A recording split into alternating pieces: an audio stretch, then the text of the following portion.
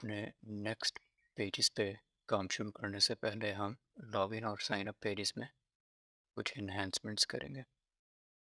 अगर हम login page को एक बार टेस्ट करें और यहाँ पे हम नेटवर्क की टैब को मॉनिटर करेंगे।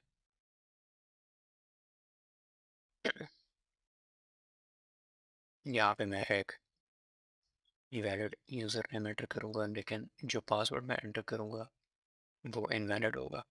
वो हमारे रेगुलर एक्सप्रेशन के साथ मैच नहीं करेगा। लेकिन यहाँ पे हम देख सकते हैं कि हमें वैलिडेशन एरर कोई भी शो नहीं हो रहा। एक चीज़ हमें ये फिक्स करनी पड़ेगी कि अपने लॉगिन स्कीमा में भी हमें रेगुलर एक्सप्रेशन के साथ मैच करना पड़ेगा। अब अगर हम लॉगिन पे क्लिक करें और इसको टेस्ट करें, तो यहाँ पे हमने सेट एरर के थ्रू एक एरर की स्टेटमेंट इन की थी और यहाँ पे उस एरर को शो होना चाहिए था, लेकिन यहाँ पे वो शो नहीं हो रहा। और यहाँ पे नेटवर्क को अगर हम मॉनिटर करें तो ये जो लॉगिन की रिक्वेस्ट थी इसका स्टेटस है 401। इसका मतलब कि अनऑथराइज्ड है, यूज़र नेम या पासवर्ड में कोई ख़राबी है। और यहाँ पे हमें इसके रिस्पांस में मैसेज नाम की प्रॉपर्टी और उसके आगे एरर की डिटेल शो हो रही है। और अगर हम वापस अपने कंपोनेंट में जाएं तो यहाँ पे जो हमने सेट एरर में प्रॉपर्टी एक्सेस की थी वो एरर मैसेज थी, लेकिन यहाँ पे इसको मैसेज होना चाहिए था। और अगर हम दोबारा लॉगिन को टेस्ट करें, इसको हमें रिफ़्रेश करना पड़ेगा।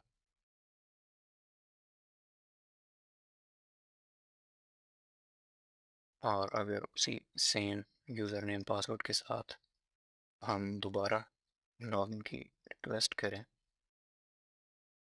तो यहाँ पे हमें एरर शो हो रहा है, लेकिन ये एरर क्योंकि हमारा जो पासवर्ड है वो पैटर्न के साथ मैच नहीं कर रहा, तो यहाँ पे हमें जो एरर शो हो रहा है वो भी उसी टाइप का है। और बेहतर ये है कि हम इसको फ्रंट एंड पे हैंडल करें। एक और मसला ये है कि ये जो हमने स्ट्रिंग एंटर की थी वो भी हमें रिस्पांस में एक्सपोज होकर मिल रही है, और इस वजह से इसको हमें चाहिए कि इसको फ्रंट एंड पे हैंडल करें। इसके अलावा अगर कोई वैलिड एरर आता है, फॉर एग्जांपल हम कोई ऐसा यूज़र नेम यूज़ करें जो एग्जिस्ट नहीं करता,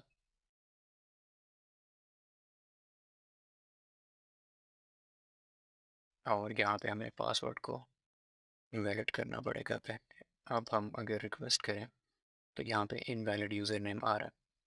और इसी तरीके से अगर हम यूज़र नेम वैलिड रखें लेकिन पासवर्ड हम पैटर्न के साथ मैच करें लेकिन इनवैलिड हो, रॉन्ग हो, तो तब हमें इनवैलिड पासवर्ड मिल रहा है।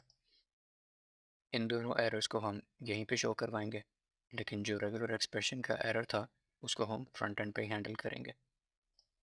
और इस काम के लिए हम अपने साइन अप स्कीमा में जाएंगे और यहाँ पे जो हमारा पैटर्न था और जो एरर मैसेज की स्ट्रिंग थी वो दोनों हम कॉपी करके अपने लॉगिन स्कीमा में यूज़ करेंगे।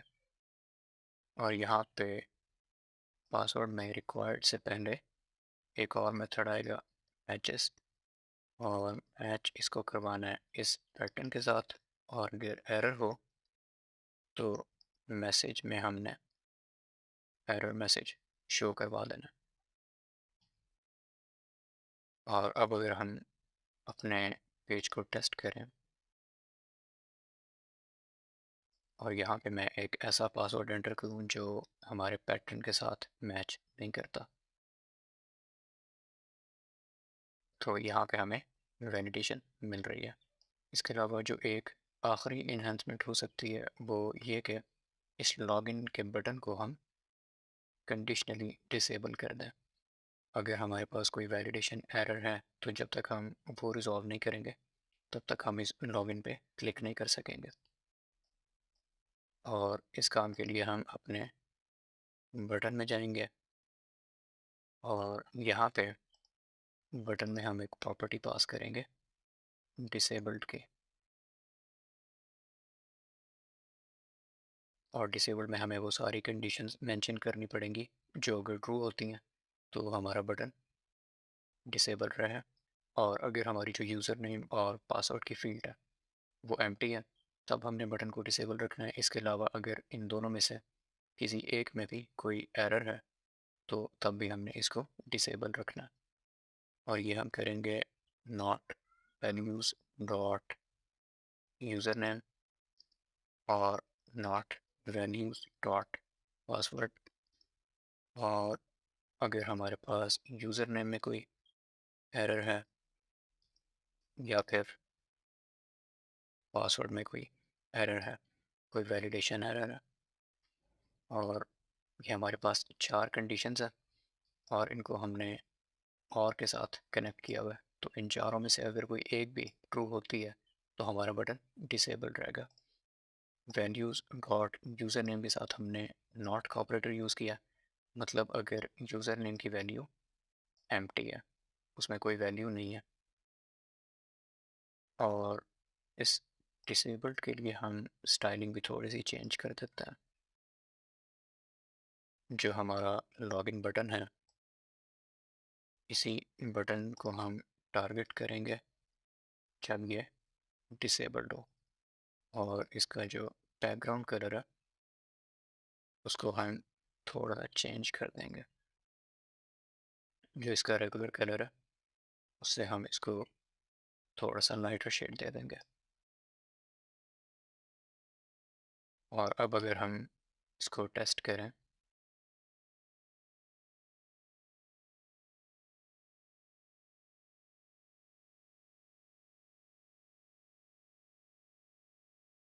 तो हमारा जो लॉगिंग बटन है वो डिसेबल्ड है, क्योंकि ये दोनों फील्ड्स एम्प्टी हैं। यहाँ पे अगर हम कोई वैल्यू एंटर करें और यहाँ पे हम पासवर्ड एंटर करें जो प्रॉपर हो, पैटर्न के साथ मैच करता हो, तब हमारा बटन इनेबल होगा। और इसके अलावा जो बाकी वैलिडेशन है, फॉर एग्ज़ाम्पल जो यूज़र नेम है उसकी लेंथ 5 से कम है, तब भी ये बटन डिसेबल हो जाएगा और यहाँ नीचे हमें एरर मैसेज भी शो हो जाएगा। और अगर ये लिमिट से ज़्यादा है तब भी ऐसा ही होगा। इसके अलावा अगर ये दोनों एम्प्टी हैं तब भी हमारा बटन डिसेबल्ड रहेगा। और यही इन्हेंसमेंट्स हम अपने साइन अप पे भी कर लेंगे। साइन अप के पेज में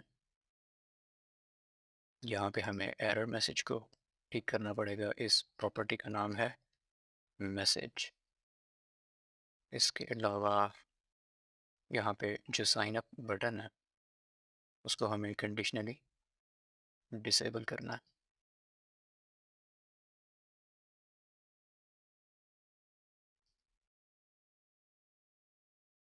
और ये प्रॉपर्टीज़ हम लॉगिन से कॉपी करेंगे और जो जो प्रॉपर्टी यहाँ पे मिस हो गई है उसको हम एंटर कर देते हैं। कंफर्म पासवर्ड, इसके अलावा एरर्स डॉट नेम और एरर्स डॉट ईमेल। इसी तरीके से values dot name, values dot confirm password और वैल्यूज़ डॉट ईमेल। और यहाँ पे भी हम जो बटन का कलर है वो डिसेबल्ड स्टेट के लिए चेंज करेंगे और हम सेम लॉगिन से वो कॉपी कर लेते हैं। साइन अप बटन और साइन अप बटन जब ये डिसेबल्ड हो तो इसका बैकग्राउंड कलर चेंज हो जाएगा। और अब हम इसको टेस्ट कर सकते हैं।